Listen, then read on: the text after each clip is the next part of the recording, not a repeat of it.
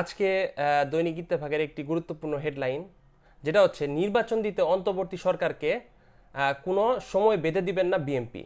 তো অনেকেই যারা ভেবেছিল যে বিএনপি ক্ষমতায় আসার জন্য তাড়াতাড়ি নির্বাচন দেওয়ার জন্য হয়তো বা ডক্টর ইউনূসকে চাপ দেবে, কিন্তু আসলে বিস্তারিত কি সেটি আজকের এই ভিডিওতে অবশ্যই অবশ্যই উঠে আসবে। তো পুরো ভিডিওটি জুড়ে অবশ্যই অবশ্যই আপনারা সাথে থাকবেন।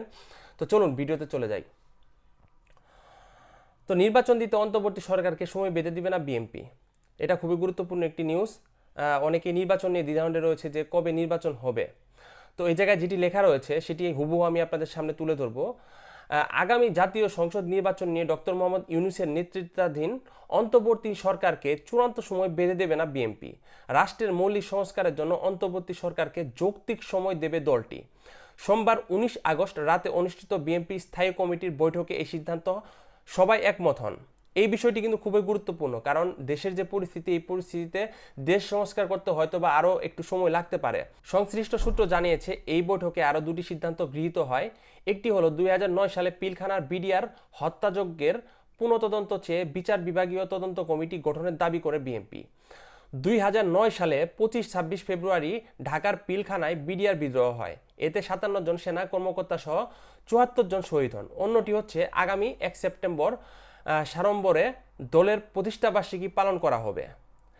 বিএনপির নীতি নির্ধারকরা মনে করছেন রাষ্ট্রীয় গুরুত্বপূর্ণ প্রতিষ্ঠানগুলো সংস্কার অন্তর্বর্তী সরকারের যৌক্তিক সময় দেওয়া প্রয়োজন।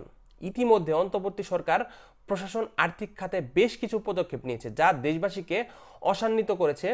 বিএনপি এই সরকারকে সর্বতোভাবে সহযোগিতা করবে। তো বিএনপি ডক্টর মোহাম্মদ ইউনূস সরকারকে সহযোগিতা করবে, এটার আশ্বাস তারা দিয়েছে। তো এটা দেখা যাবে ডক্টর মোহাম্মদ ইউনূস দেশ সংস্কার করতে কতদিন সময় লাগে এবং বিএনপি সহ অন্যান্য যে দলগুলো রয়েছে তারা এত সময় সহ্য করতে পারে কিনা সেটাই দেখার বিষয়। বিএনপির স্থায়ী কমিটির একাধিক সদস্য জানান, আগামী জাতীয় সংসদ নির্বাচন নিয়ে ডক্টর মোহাম্মদ ইউনূসের নেতৃত্বাধীন অন্তর্বর্তী সরকারকে চূড়ান্ত সময় বেঁধে দেবে না দলটি। যদিও অন্তর্বর্তী সরকারের গঠনের আগে দলের মহাসচিব মির্জা ফখরুল ইসলাম আলমগীর ৩ মাসের মধ্যে নির্বাচন দেওয়ার দাবি করেন, আর দলের ভারপ্রাপ্ত চেয়ারম্যান তারেক রহমান দ্রুত সময়ের মধ্যে নির্বাচনের কথা বলে। এখন দলটি আগের অবস্থান নরম করেছে।